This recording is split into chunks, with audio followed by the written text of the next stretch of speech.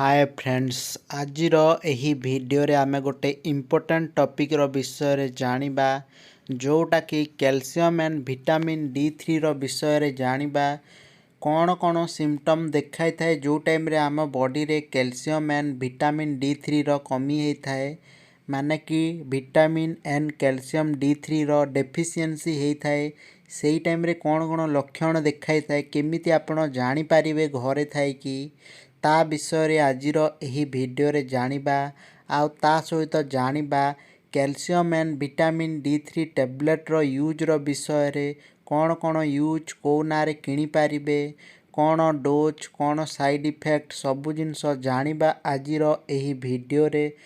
तो फ्रेंड्स माने जदि आपण चैनल रे नुआ आछंती चैनल को सब्सक्राइब करनियंतु एही परी मेडिकल रिलेटेड जानकारी पाइबा पई आउ बेल आइकन दबाई नियंतु। तो सबुठु फास्ट आमे जानि नबा साइन एंड सिम्पटम कौन जो टाइम रे आपन को विटामिन D3 एंड कैल्शियम रो डेफिशिएंसी होता है से टाइम रे कौन कौन लक्षण देखा जाए ता विषय रे जानि नबा। तो आपन जदि टिके काम करनेबे आपन को बहुत थका फील हबो वीकनेस फील हबो किंबा आपन जदि टिके काम करदेबे टिके सीढ़ी चढ़ी जिबे आपन को पूरा श्वास बढ़ी जिवो पूरा गोड़ हाथ झिम झिम टाइप रो लागिबो आपन को बहुत वीकनेस फील हबो कौनसी भी काम करिया पे इच्छा हबनी खाली सोईथिबा पे इच्छा हबो मुंड बुलेला एमतिया लागिबो।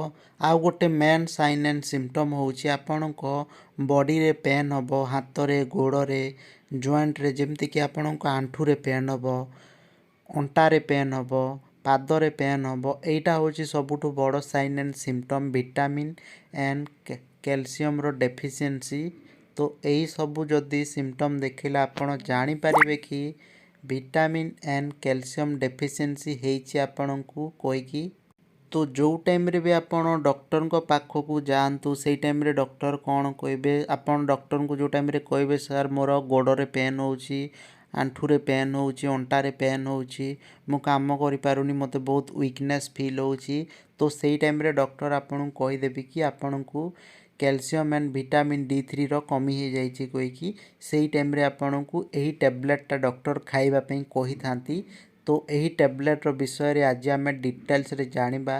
तो फ्रेंड्स माने एथिरे 15टा टैबलेट थाए जोटा कि आपण को 101 टंका रे मार्केट रे मिली जिवो ठीक अछि। तो जानि नबा ब्रांड नेम रो विषय रे को ना रे आपण एही टैबलेट को किनि पारिबे। तो आपण एही टैबलेट को calcium and vitamin D3 tablet रो ना रे भी कोनोसी भी मेडिसिन स्टोर रे आपण आराम रे किनि पारिबे किंबा आपण किनि पारिबे जेनीबोन 500 टैबलेट रो ना रे ठीक अछि एही ना रे आपण कोनोसी भी मेडिसिन स्टोर रे किनि पारिबे। तो जानि नबा आरो कंपोजिशन रो विषय रे एथिरे थाए कैल्शियम कार्बोनेट 1250 mg आउ थाए एथिरे विटामिन D3 250 आउ गोटे एथिरे थाए एलिमेंटल कैल्शियम 500। तो यही सब मेडिसिन रु मिसिकी यही जो टैबलेटा अच्छी तैयारी होई थाए। तो जानि नबा यूज रो विषय रे जेमिति कि मु आपन को कहिली यही टैबलेट को आपन को जो इम्यून सिस्टम अच्छी ताकू बूस्ट करिया पे आपन नै पारिबे आपन को वीकनेस फील आसुची बहुत थका फील आसुची आपन को किछि काम करिया पे इच्छा होनी किंबा आपन को बॉडी रे पेन होउची गोड़ हाथ जॉइंट रे पेन होउची ए सब जिंस अधिका 40-50 एज प्लस रो लोकन को देखाय थाए ओल्ड एज रे एही सब प्रॉब्लम देखा जाय थाए।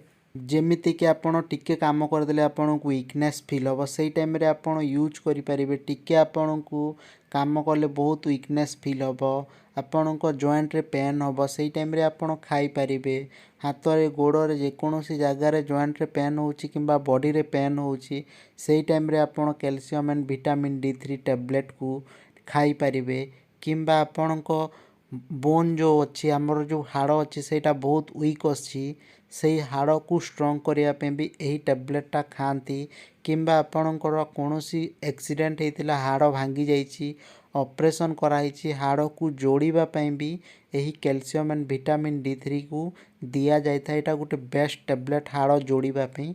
तो आम बोन पाई एटा बहुत भलो टैबलेट आपण को जदि बोन वीक थी आपण जदि टिके पड़ी जिवे सेही टाइम रे आपण को हाड़ ଭାଙ୍ଗିଯିବ। ତ ଆପଣ ଏହି ଟ୍ୟାବଲେଟ୍କୁ ଖାଇକି ଆପଣଙ୍କ ଯେଉଁ ହାଡ଼ ଅଛି ତାକୁ ଷ୍ଟ୍ରଙ୍ଗ କରିପାରିବେ। ତ ଏମିତି ସବୁ ପ୍ରୋବ୍ଲେମ୍କୁ ଠିକ୍ କରିବା ପାଇଁ ଏହି ଟ୍ୟାବଲେଟ୍କୁ ୟୁଜ୍ କରାଯାଇଥାଏ। ଆମ ବୋନ୍କୁ ହେଲ୍ଦି ରଖିଥାଏ, ଆମ ଇମ୍ୟୁନ୍ ସିଷ୍ଟମ୍କୁ ହେଲ୍ଦି ରଖିଥାଏ, ଆମର ଯେଉଁ ୱିକନେସ୍ ଅଛି ତାକୁ ହେଲ୍ଦି ରଖିଥାଏ। ୱିକ୍ ଫିଲ୍ କରିବନି। ଆପଣ ଏହି ଟ୍ୟାବଲେଟ୍କୁ ଯେବେ ଖାଇବେ ଆପଣଙ୍କୁ ୱିକନେସ୍ ମେହସୁସ୍ ହେବନି।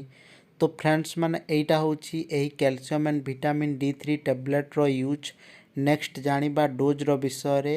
ତ ଫ୍ରେଣ୍ଡସ୍ ମାନେ ଏହି ଟ୍ୟାବଲେଟ୍ର ଏଡଲ୍ଟ ଡୋଜ୍ ହେଉଛି ଆପଣ ଦିନକୁ ଗୋଟେ ଖାଇପାରିବେ, ଆଉ ଆପଣଙ୍କୁ ମିନିମମ୍ 15 ଦିନରୁ ମାସେ ଏହି ଟ୍ୟାବଲେଟ୍କୁ ଖାଇବା ପାଇଁ ପଡ଼ିଥାଏ। ଠିକ୍ ଅଛି, ଭିଡ଼ିଓର ଲାଷ୍ଟରେ ଜାଣିନେବା ସାଇଡ଼୍ ଇଫେକ୍ଟର ବିଷୟରେ।